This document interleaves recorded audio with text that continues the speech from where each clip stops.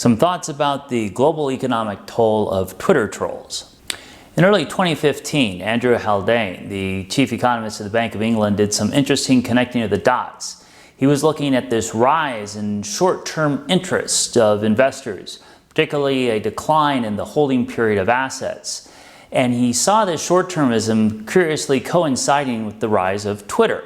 This further touched on the notion of fast thinking.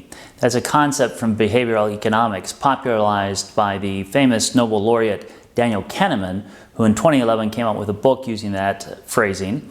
And the idea is actually with fast thinking, you are slowing accumulation of capital. That's because you're doing things impulsively.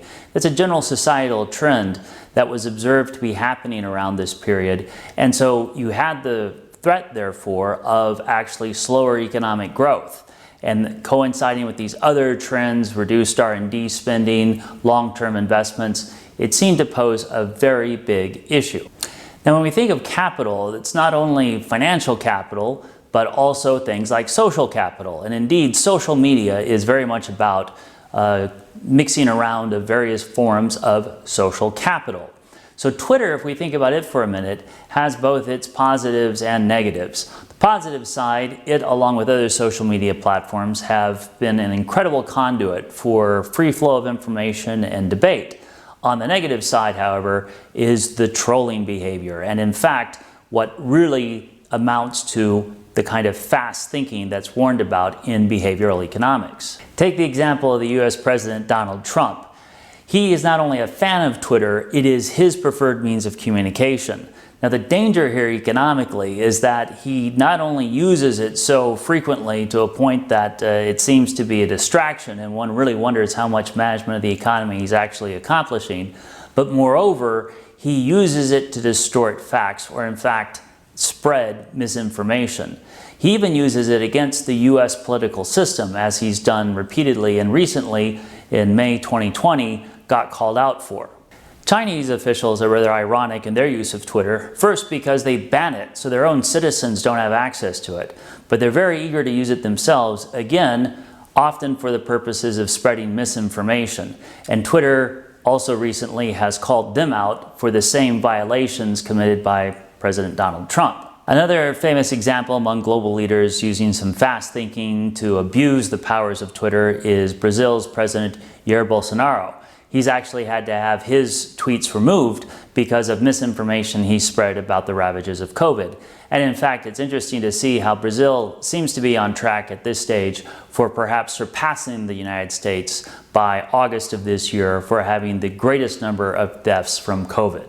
Now, while these global leaders share a commonality in all promoting fast thinking, my own assessment is that they are in fact very deliberate, slow thinkers. Their fast tweets are in fact deliberately calculated.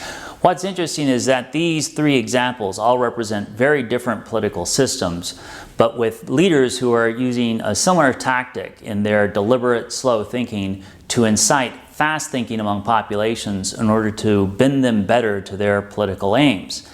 Now, that might be very politically expedient, but it carries huge social and economic cost, because in effect, you're creating societies that aren't critically thinking, that aren't being creative, and if we relate it more specifically to the observations made by Haldane, in fact, they aren't investing for the future, and they aren't really building wealth.